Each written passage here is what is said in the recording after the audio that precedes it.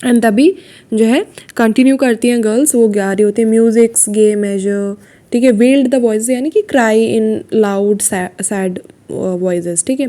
The willow tree, आप देख सकते हो किस टाइप का होता है जो विलो ट्री होता है, टाइप ऑफ ट्री, ठीक है। Outside the high narrow Windows waived in the wind, क्योंकि विंड चल रही थी तो वो भी विंड वेव कर रहे थे एज इफ वो भी दुख में गा रहे हों। They had lost half there leaves, उसकी उनकी आधी लीव्स तो जा चुकी थी ऑटम की वजह से, ठीक है। The tiny ones that clung wriggled like fishes caught on a line, जो टाइनी वंस थी मतलब जो लीव्स छोटी छोटी जो है उन बची हुई थी उन ट्रीज़ पे, जो क्लंग यानी कि टाइटली किसी चीज़ से क्लंग यानी कि क्लिंग यानी कि किसी चीज़ को पकड़ के रखना, तो क्लंग उसी का पास्ट फॉर्म है, ठीक है। तो टाइटली जो क्लंग क्या लटक रही थी वो जो पत्तियाँ उस ट्री में, उन ट्रीज़ में, तो वो रिगल यानी कि होता है जैसे आप अपने आप को कहीं छुटाने की कोशिश कर रहे हो, मान लो कोई किडनैप हो जाता है तो वो जैसा मूवमेंट करता है ना, वो टिपिकल जो सीन होता है, इस कुर्सी पे बैठा है, उसका मुंह भी बंद है, हाथ पैर वो एकदम छुड़ाने की कोशिश कर रहा है, वैसे ही वो लीव्स हवा की वजह से हिल रही थी, ठीक है। एंड गिर भी रही होंगी कुछ एक आध नीचे, like fishes cot on a line, जैसे कि जो फिशेस उधर पकड़ा जाता है तो वो एकदम झटपटाती हैं, वैसे ही वो लीफ वहाँ से झटपटा रही थी, ठीक है। I am not a marrying man, again जो है ये लाइनें उनके मन में चलने लगी मिस मेडोज के। The voices were silent, the piano waited, and यही उनके मन में बात चल ही रही थी कि वॉइसेस शांत हो गए, यानी बच्चे शांत हो गए और पियानो भी बंद हो गया क्योंकि गाना कंप्लीट हो गया, है ना, ठीक है। जो द पियानो वेटेड यानी कि जो पियानो बजा रहा था बच्चा वो भी शांत हो गया, तो पियानो वेट कर रहा है अगेन मिस मेडो क्या कहती हैं उसका उस चीज़ को वही गाना स्टार्ट करने का। Good, quite good, said miss meadows, but still in such a strange stony tone that the younger girls began to feel positively frightened, ठीक है। जो छोटी बच्चियाँ थी, क्योंकि वो जो भी I think 5th 6th 7th class के बच्चे थे, 4th 5th 6th के जो भी, तो उनमें से जो छोटी लड़कियाँ थी वो तो काफ़ी ज़्यादा मतलब डर रही थी। एक तो उनके अंदर ये भी था कि हाँ इट्स गुड, बट एकदम स्टोनी एकदम हार्ड टोन में उन्होंने जो है ये कॉम्प्लीमेंट किया था बच्चों को कि वो डर भी रहे थे, ठीक है, positively frightened. But now that we know it we shall take it with expression, now अब जब हमें ये गाना याद हो गया है ना, हमें पता है इसे कैसे गाना है, तो अब हम इसे एक्सप्रेशंस के साथ गाएंगे, एकदम दुख भरे एक्सप्रेशन के साथ, समझ रहे हो ना। As much expression as you can put it into it, think of the words girl, words को समझो, उनकी गहराइयों को समझो, उनको सोचो वर्ड्स के बारे में, यूज़ योर इमेजिनेशंस। फिर बच्चे गाना स्टार्ट करते हैं, fast too fast cried Miss, मतलब मिस मेडो ने ऐसा गा के उन्हें बताया, पूरा पूरा अभी तक वो गा नहीं रही थी, अब उन्होंने गा के बताया कि इस तरीके से इमोशंस के साथ इसको गाया जाता है। That ought to break out a loud strong forth a lament, that ought to यानी कि that should break out a loud, your voice should break out in a way कि मतलब जो एकदम लाउड और स्ट्रॉन्ग फोर्ट हो, fort यानी कि कोई भी म्यूजिकल टोन जो लाउडली गाया जा रही हो, ठीक है। और लेमेंट, इस लगना चाहिए कि लेमेंट है ना, ये एक दुख भरा गाना है, तो उस तरीके से वो सिखाती हैं, ठीक है। And then in the second line, and इसी तरह से ये आगे जो है पैराग्राफ में बताया गया है कि वो कैसे एक्सप्लेन करती हैं, थोड़े म्यूजिकल टर्म्स है यहाँ पे मैं कि सेकेंड लाइन में ऐसे इसको गाओ, इसको ऐसे खींचो, ऐसे करके मतलब पूरा एक्सप्लेनेशन है। And then in the second line, winter drear, make the drear sound as if cold wind were blowing through it. अब वो बोलती हैं कि जो ड्रियर बोलोगे उस शब्द को कैसे बोलना है, ड्रियर, ठीक है, ऐसे करके जैसे कि कोल्ड विंड उसके थ्रू मतलब उसको उस वर्ड को ब्लो कर रही हो, ठीक है, तो उसको खींचना है उस वर्ड को, ऐसे वो समझा रही हैं बच्चों को। Said she so awfully that Mary Beazley on the music stool wriggled her spine, ठीक है, मतलब एकदम वो बिलबिला के ही कह सकते हो, राइट, मतलब कि रिगल हो गई मैरी, क्यों ऑफ मतलब इतनी बुरी तरीके से उन्होंने वो जो है ड्रियर वर्ड बोला, ठीक है। अब बच्चों को कहाँ इतना सैड म्यूज़िक पसंद आता है ना, वो तो म्यूज़िक स्टूल पे बैठे पियानो बजा रही थी, है ना।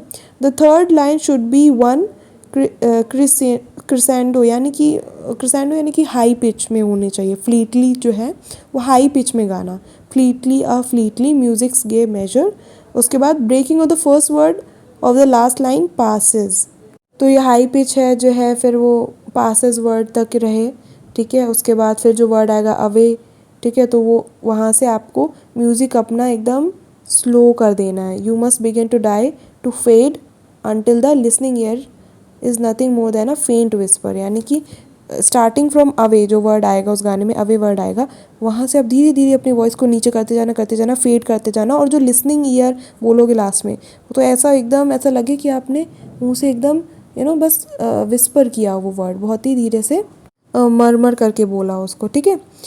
सो मरमरिंग करके या विस्पर करके बोल रहे हो ऐसा लगे, ठीक है। तो इस तरह से वो एक्सप्लेनेशन दे रही हैं। You can slow down as much as you like almost on the last line, ठीक है। जिस लास्ट लाइन पे आप बिल्कुल जितना स्लो कर पाओ उतना कर लो, जितना आपको सही लगता है। एंड नाउ प्लीज़ आप स्टार्ट करो, मतलब अब इमोशंस से गाना है, ठीक है। लाइन के अकॉर्डिंग जो है वो बताती हैं कि किस तरीके से गाना है आपको, हर वर्ड का जो मीनिंग है उस हिसाब से आपको अपनी पिच को एडजस्ट करना है, ये सारी चीज़ें। Again the two light taps, फिर वो डंडे से मारती हैं। She lifted her arms again, फिर हवा में हाथ करती हैं। Fast too fast and the idea of settling down, अब ये गाना बच्चे तो गाने लगे अपना, ठीक। अब उनके मन में फिर वही लाइनें चल रही हैं। And the idea of settling down fills me with nothing but disgust. Disgust was what he had written, that was as good as to say their engagement was definitely broken off their engagement, यानी कि ये word जो disgust उन्होंने लिख दिया, ये word ये signify कर रहा है कि अब उनकी इंगेजमेंट जो है टूट चुकी है, कोई शादी नहीं होने वाली उनकी, है ना। वो इसी दुख में अभी भी हैं मिस मेडोज, ठीक है। People had been surprised enough that she had got engaged, जो दुनिया वाले थे, जो सोसाइटी थी, बड़ी जो आसपास के लोग थे, रिलेटिव्स थे, बहुत ज़्यादा सरप्राइज थे कि मिस मेडोज की शादी जो ना उनकी एंगेजमेंट हो गई, ठीक है। क्यों? क्योंकि वो 30 ईयर्स की थी और बेसिल 25 का। ऑलरेडी जो उस ज़माने में शादी की एज थी उसको पार कर चुकी थी ये लेडी, एंड इनकी शादी होना थोड़ा मुश्किल था, लोगों को लग नहीं रहा था इनकी इंगेजमेंट हो पाएगी, है ना। The science mistress would not believe it at first, जब पहली बार उन्होंने सुना था उन्हें बिल्कुल बिलीव ही नहीं हो गया, अच्छा आपकी शादी इंगेज हो गए आप, तो दैट इंगेजमेंट हो गई आपकी, उन्हें विश्वास नहीं हुआ था, ठीक है। But nobody had been as surprised as she, यहाँ शी है मिस मेडोज़ की बात हो रही है, कि वो खुद ही इतना ज़्यादा सरप्राइज थी कि उनकी लाइफ में इतनी हैप्पीनेस आ गई है, एक ऐसा एक अच्छा यंग एंड टैलेंटेड इंसान से उनकी शादी होने जा रही है।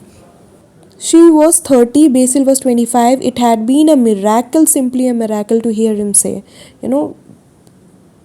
जो है मिस मेडोज़ के लिए ये एकदम चमत्कार की तरह था कि वो ये सुन रही थी बेसिल के मुंह से, समहाउ और other I have got fond of you, ठीक है। ये लाइन उन्होंने बोली थी, इस तरीके से उन्होंने प्रपोज किया था, ठीक है।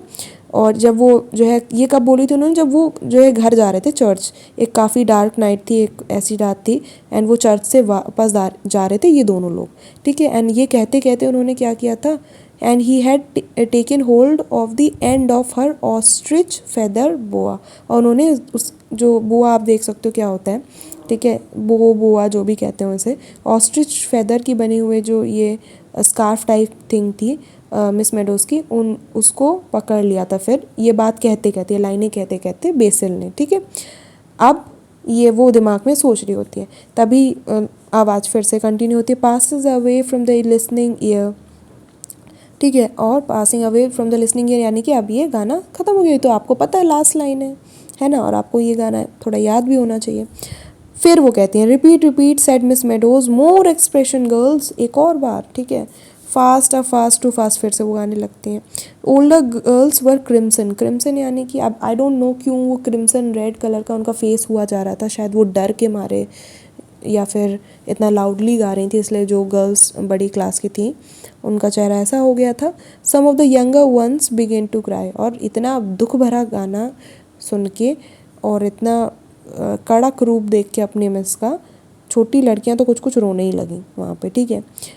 Big spots of rain blue against the window, बड़ी बड़ी स्पॉट्स बूंदे जो है विंडो पे आ रही थी, बारिश होने लगी थी। And one could hear the willows is whispering, जो विलो ट्री थी उनको कोई भी एक इंसान, मतलब उनको जो है विस्परिंग मरमरिंग, ये सब फुसफुसा के साथ धीरे धीरे विस्पर करते हुए जो है मिस मेडोज सुन सकती थी।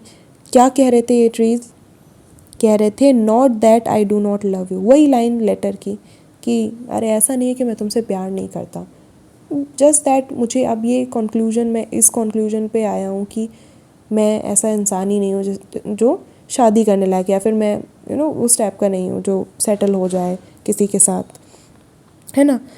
तो अब आगे जो है वो सोच रही होती है, but my darling if you love me thought Miss Meadows I don't mind how much it is, love me as little as you like. ठीक है, तो वो सोचती हैं कि मतलब बड़ी रिग्रेटफुल दुखी हालत में वो सोचती हैं कि माय डार्लिंग, मतलब बेसिल की बात हो रही है, अगर तुम मुझे प्यार करते हो तो मुझे मतलब नहीं है कि तुम मेरे से कितना प्यार करते हो, तुम जितना भी कम करना चाहो प्यार मेरे से कर लो, कोई बात नहीं, ठीक है, बट ये शादी मत तोड़ो। But she knew she didn't love her, he didn't love हर, उन्हें, लेकिन मिस मेडोज को पता था कि वो उनसे प्यार नहीं करता है। कैसे पता ये बात है?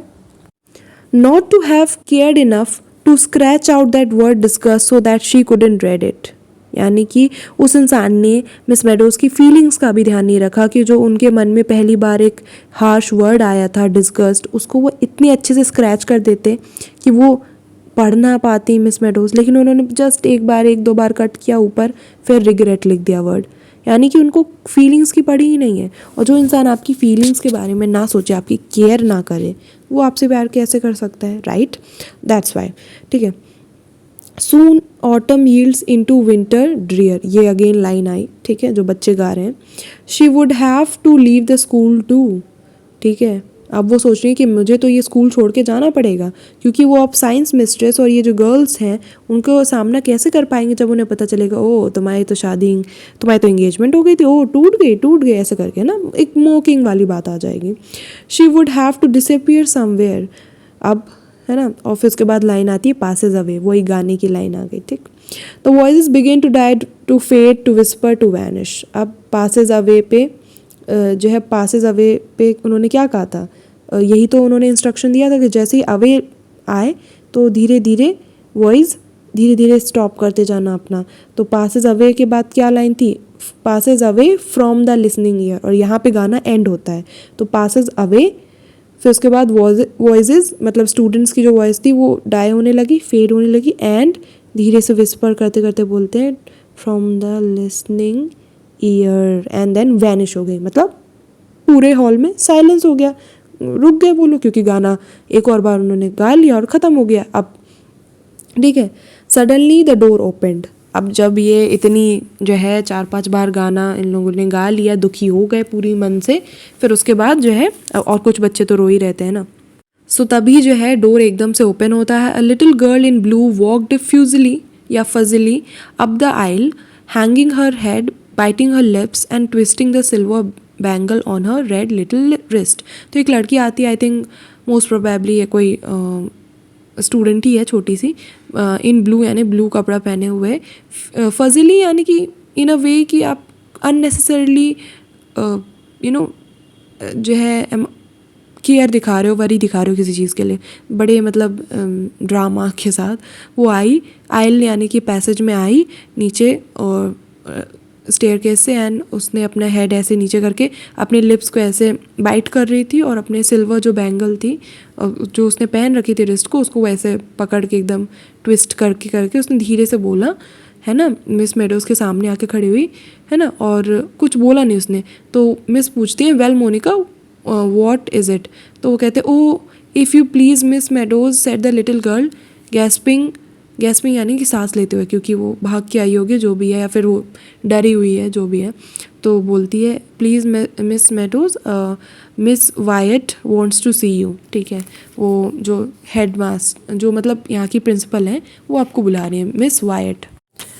तो वो कहते हैं वेरी वेल, मिस मेडोज़ कहती हैं वेरी वेल, ठीक है, एंड देन वो क्या कहती हैं, and she called to the girls जो पूरे हॉल में थी उनको वो बोलती हैं, I shall put you on your honour, मतलब आई ट्रस्ट यू, इस फ्रेज़ का मतलब ये I trust you to talk quietly, धीरे धीरे बोलना जब तक मैं आती हूँ, ठीक है, while I am away, but they were too subdued to do anything else, लेकिन वो इतने डरे हुए थे, मतलब जितनी उनकी एनर्जी रोज़ हुआ करती थी उससे कम थी, इतने डर चुके थे इनके व्यवहार से, तो वो कुछ नहीं बोल रहे, वो वहीं साइलेंटली खड़े हो गए, जबकि आज मिस ये कह के गई हैं कि अरे थोड़ी बातें कर लेना, तेज मत करना। Most of them were blowing their noses, most of them were clearing their noses, जो हैंकी से मतलब रोने के बाद आप करते हो ना, तो वैसे। The corridors were silent and cold, they echoed to Miss Meadows steps, एकदम खट खट चलते हुए जा रही थी वो, ठीक है, इको हो रही थी आवाज़। The headmistress sat at her desk, for a moment she did not look up, ठीक है। She was as usual disentangling her eye glasses which had got caught in her lace tie, जो उनके less tie, जो उनके chest पे उन्होंने tie होगी less tie, उसमें उनका एज़ यूजुअल जो लटकने वाला चश्मा है उसमें फंस चुका था, तो वो डिस्टेंगल कर रही थी, उसको सुलझा रही थी, और उसके बाद उन्होंने पहना होगा, ठीक है। एज़ यूजुअल वो उनका फंस ही जाता था, तो वो वही कर रही थी, ठीक है। Sit down Miss Meadows, she said very kindly, and then she picked up a pink envelope from the blotting paper, ठीक है, जो पेपर पे ब्लॉटिंग इंक से लिखते हैं आई थिंक, तो वो ब्लॉटिंग पैड उठाया जिसमें बहुत सारे पेपर्स होते हैं, ठीक है, तो उसमें उठाया उन्होंने और बोला, I sent for you just now because this Telegram has come for you, तो एक टेलीग्राम आया आपके लिए, ठीक है, ये पिंक एनवलप में आप देख लीजिए। एंड उस टाइम पे क्या हुआ करता था कि इतना ज़्यादा टेलीग्राम यूज़ नहीं होता था। टेलीग्राम यूज़ करने का मतलब क्या है, कोई बैड न्यूज़ आई है, बहुत ज़्यादा इमरजेंसी का केस है, किसी की डेथ हो गई, एक्सीडेंट हो गया, जो भी है, तो मतलब इसीलिए उन्होंने जो है बुलाया है। तो आई सेंट फॉर यू यानी कि मैंने आपको बुलाने के लिए एक बच्ची को इसीलिए भेजा था। A telegram for me Miss White, ये मिस मेडोज कहती हैं, ठीक है। तो और मन में सोचती हैं, BECIL he had committed suicide decided miss meadows, मन में सोचती है ज़रूर बेसिल की सुइसाइड की जो है खबर ही आई है, क्योंकि वो मेरे से खुश नहीं था। Her hand flew out but Miss Violet held the telegram back a moment, तुरंत उन्होंने झट से अपने हाथ से वो जल्दी से नर्वसनेस के वजह से जल्दी से लेना चाहा, लेकिन जो मिस वायलेट थी उन्होंने पीछे कर लिया वो जो था लेटर, और बोला, I hope it is not bad news, I hope ये कोई बुरी न्यूज़ नहीं होगी। एंड जो है बड़ी काइंडली बोला उन्होंने, और फिर जो मिस मेडोज ने उसे खोला तो उसमें पता क्या लिखा था, pay no attention to letter must have been mad bought had stand today Basil. छोटे छोटे लेटर्स ही भेजे जाते थे, बड़े लेटर्स भैया, बड़े टेक्स्ट मैसेजेस आज की तरह तो भेजे नहीं जा सकते। उन्होंने क्या लिखा था, जो सुबह मैंने लेटर आपको भेजा था उस पर ध्यान मत देना, शायद मैं पागल हो गया था, मस्ट हैव बीन मैड। उन्होंने भी ये क्यों लिखा होगा भाई, हम जानते हैं, जैसे कि मिस मेडोज बहुत ज़्यादा दुखी ना हो जाए, इसलिए जो इन्होंने अपना बेसिल ने अपना जो है निर्णय जो है बदल लिया होगा, मेरे ख्याल से तो यही बात है ना। एंड थोड़ा सा हम कि ये नहीं, यही कोई गलत कदम उठा लें तो, है ना। तो है बॉट हैट स्टैंड, जो हैट स्टैंड उन्होंने देख के रखा था, वो जो जिसमें आउल था, जिसमें 3 हैड ब्रशेस थे, वो उन्होंने आज ख़रीद लिया है, ये लिखा था उसमें, और लिखा था बेसिल, बाय बेसिल, ठीक। तो she read, she couldn't take her eyes off the telegram, वो तो देखती ही रह गई उसको, है ना, आँखें उनकी हट ही नहीं पा रही थी उससे। I do hope it's nothing very serious said Miss Wyatt leaning forward, आगे झुकते हुए धीरे से बोलती हैं, आई होप कुछ गलत न्यूज़ नहीं है।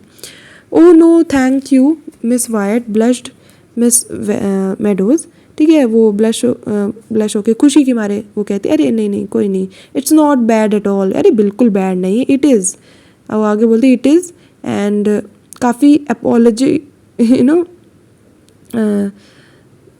अपॉलजी वाली छोटी सी लॉफ के साथ वो बोलती हैं, क्योंकि अपॉलजी इसलिए क्योंकि वहाँ पे तो ये प्रिंसिपल इतनी जो है डर रही थी, एंड केयर के साथ उन्हें बोलनी थी कि अरे कोई बात हो गई होगी, तो वो थोड़ी अपॉलजी कि अरे कुछ नहीं, वो तो ये मैसेज ये टेलीग्राम तो मेरे फियोंसे की तरफ से था सेइंग दैट, फिर वो चुप हो जाती हैं क्योंकि वो ये बात बता ही नहीं सकती उन्हें क्या बात है ना। और फिर जो है मिस वाइट कहती है आई सी, ठीक है, एंड अनदर पॉज, यानी कि वो भी कुछ नहीं बोलती हैं कि अच्छा बेटा ये सब हो रहा है तुम्हारे जो है प्रेम खत आ रहे हैं, जो भी है सोचा होगा उन्होंने। You have 15 minutes more of your class miss meadows haven't you, तो अभी आपकी क्लास को 15 मिनट्स और हैं आई गेस, तो आप जाइए, मतलब उनका इनडायरेक्टली कहने का मतलब था भैया जाओ हटो ऐसा कुछ नहीं, ठीक है। Yes miss white she got up and जो है भागते भागते डोर की तरफ वो जाने लगी। बड़ी खुश थी वो, क्योंकि भाई अब उनकी इंगेजमेंट नहीं टूटी थी, right. Oh just 1 minute Miss Meadows, उन्होंने रोक लिया उन्हें, एंड फिर उन्होंने कहा कि I don't approve of my teachers having telegram sent to them in school hours unless in case of very bad news such as death, explain Miss Wyatt, और a very serious accident और something to that effect. Good news Miss Meadows will always keep you no. वो कहते हैं कि मैं ये चीज़ appreciate नहीं करूँगी कि मेरे टीचर्स के पास ऐसे टेलीग्राम आ रहे हों जो नॉर्मल बातों की हों, क्योंकि गुड न्यूज़ विल कीप यानी कि विल ऑलवेज कीप यानी कि उनको रोका जा सकता है ना। गुड न्यूज़ आप तक पहुंचने के लिए वेट कर सकती हैं, बस इमरजेंसी वाली सिचुएशन या फिर किसी की डेथ हो गई है, एक्सीडेंट है, वो उस केस में मैं सिर्फ टेलीग्राम से अलाउ करती हूँ। सो प्लीज़, ये ऑफिस का माहौल है, यहाँ पे इस टाइप के इनफॉर्मल या फिर खुशी वाले मैसेजेस नहीं आए। तो वो रिमाइंड करती हैं एज अ प्रिंसिपल, वो उन्हें इंस्ट्रक्ट करती हैं, ठीक है।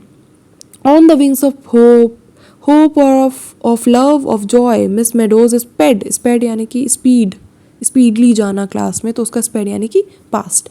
Back to the music hall up the aisle यानी कि फिर वो पैसेज से ऊपर जाती हैं चढ़ के, ठीक है। थोड़ा सा हाई जगह होती है ना, आई थिंक कोई हॉल में एक स्टेज टाइप का होगा। अप द स्टेप्स से चढ़ते हुए ओवर टू द पियानो तक पहुंच जाती हैं, ठीक है। अब आप समझ रहे हो, पहले डिस्पेयर था, पहले जो उनका दिल एकदम टूटा जा रहा था, और अब क्या है, on the wings of hope of love of Joy, ठीक है, समझ रहे हो। पेज 32 मैरी, पेज 32 खोलो, ठीक है। She said page 32 and picking up the yellow chrysanthemum, ठीक है। अब उन्होंने वो क्रिजेंथेमम उठा लिया और अपने लिप्स को छुपा रही थी क्योंकि वो अपनी स्माइल स्टूडेंट्स को नहीं दिखाना चाहती थी। Then she turned to the girls rapped with her baton, ठीक है। गर्ल्स की तरफ मुड़ती हैं, अपने बैटन से ऐसे इशारा करती है, पेज 32 गर्ल्स, पेज 32, और वहाँ पे गाना क्या बज रहा है, we come here today with flowers overladen, एकदम भरे भरे फ्लावर्स के साथ यहाँ पे आए हैं, with baskets of fruit and ribbons to boot, ठीक है। एंड रिबन्स लाए हैं वो, मतलब सजावट के लिए, और फ्रूट्स, ठीक है, टू कॉन्ग्रेचुलेट, एंड आगे जो भी गाना हो, बट ये वो है गाती हैं, ठीक है। मतलब बच्चे गाने लगते हैं, और वो उसी टोन में गा रहे होते हैं डर के मारे जैसे पहले थे गा रहे थे, ठीक है। अब यहाँ पे ये गाना उनकी सिचुएशन से कितना जो है मिलता जुलता है। कॉन्ग्रेचुलेट क्या, किस लिए, उनकी शादी के लिए, क्योंकि उनकी शादी नहीं टूटी, right, basically. Stop cried Miss Meadows, this is awful, यार कैसे गाना गा रहे हो तुम लोग, this is awful, this is dreadful, ठीक है। And she beamed at her girls, बड़ी स्माइल के साथ वो गर्ल्स के तरफ देख के बोलती हैं, what's the matter with you all, क्या दिक्कत होगी सबको, थिंक गर्ल्स थिंक, क्या गा रहे हो वो तो देखो, ये लेमेंट नहीं है, use your imaginations, with flower overladen baskets of fruit and ribbons to boot and congratulate, ऐसे वो गा के मिस मेडोज ब्रोक ऑफ यानी कि गाना स्टार्ट कर देती हैं एकदम, ठीक है। डोंट लुक सो डोलफुल यानी कि एकदम सैड क्यों दिख रही हो गर्ल्स, ऐसा नहीं हमें शो करना है, ठीक है। It ought to sound warm joyful eager congratulate, ठीक है। It ought to sound warm, अब ये कोल्डनेस का जस्ट ऑपोजिट है, वार्म होता है, warm love, affection, care, you know, passion, उसको दिखाता है। सो ये आपकी voice, it should sound warm and joyful and eager, ठीक है। एंड देन वो गाना गाते हैं कॉन्ग्रेचुलेट, वही लाइन चल रही है उनकी, ठीक है। Once more quickly all together now then, all together, सारी लाइन्स एक साथ बोलेंगे सबके सब, ठीक है। And then this time Miss Meadows voice sounded all over other voices, जो भी बच्चे थे कलेक्टिवली उनकी वॉइस से ज़्यादा किसकी आ रही थी आवाज़, मिस मेडोज की, full deep glowing with expression, सारे एक्सप्रेशन के साथ वो बोल रही थी, ठीक है। पहले तो वो नहीं गा रही थी, उन्होंने एक बार उनको इंस्ट्रक्ट कर दिया, 4-5 बार बच्चों से ही उन्होंने सिंग करवाया था, राइट। अब वो भी बच्चों के साथ गा रही हैं, एंड बच्चे तो भाई कंफ्यूज्ड स्टेट में टोटल होंगे ही, है ना। लेकिन यहाँ पे हमें काफ़ी कुछ समझ में आ रहा है, जस्ट एक लेटर ने किसी इंसान का इतना मूड चेंज कर दिया, उसके लाइफ में कोई मैटर करता था उसकी वजह से, राइट। मैंने आपको कहा था कि इसमें आपको फ्रेजेस याद रखने हैं कुछ ना कुछ, यहाँ पे आप एक और चीज़ देख सकते हो, वो इतनी खुश हो गई, उन्होंने ये चीज़ नहीं देखी कि वो इंसान शायद काफ़ी चांसेस है कि वो इंसान उनसे उतना प्यार नहीं करता या उनकी शादी के बाद इतनी रिस्पॉन्सिबिलिटी नहीं लेने वाला। वो एक फ्री माइंडेड इंसान है जो कि खुद एडमिट कर रहा है कि मैं शायद शादी के लिए बना ही नहीं हूँ, मैं उड़ता हुआ इंसान हूँ। तो फिर भी वो उस चीज़ को इग्नोर करके काइंड ऑफ लाइक एक अपनी सेल्फ रिस्पेक्ट को साइड में रख के उस चीज़ को एक्सेप्ट कर लेती हैं कि चलो अब मेरी उनसे शादी हो रही है। कुछ टाइम पहले उन्होंने खुद ही एक्सेप्ट किया था कि शायद बेसिल मेरे से प्यार नहीं करता है, एंड अब वो बड़ी खुश है। क्यों? क्योंकि उन्हें लगता है कि वो बड़ी बात है, एक मिरेकल है कि उनसे कोई शादी के लिए रेडी हो गया, किसी को वो पसंद आई, राइट। तो उन्होंने उस चीज़ को, यहाँ पे एक ह्यूमन इमोशंस हमें समझ में आ रहा है हमें। एक ह्यूमन इमोशन जो होता है, एक वो इमोशंस लॉजिक के ऊपर कई बार हावी हो जाते हैं। एंड या दैट्स इट, आई होप आपको समझ में आ गई है ये। एंड थीम ज़रूर पड़ेगा इस स्टोरी की, लाइक अपीयरेंस वर्सेस रियलिटी। जो वो बाहर से दिख रही थी, अंदर उनके क्या क्या चल रहा था, राइट। एंड कैसे किसी की क्रुएलिटी हो सकती है जो किसी को डिस्पेयर में डाल सकती है, उसकी लाइफ चेंज कर सकती है।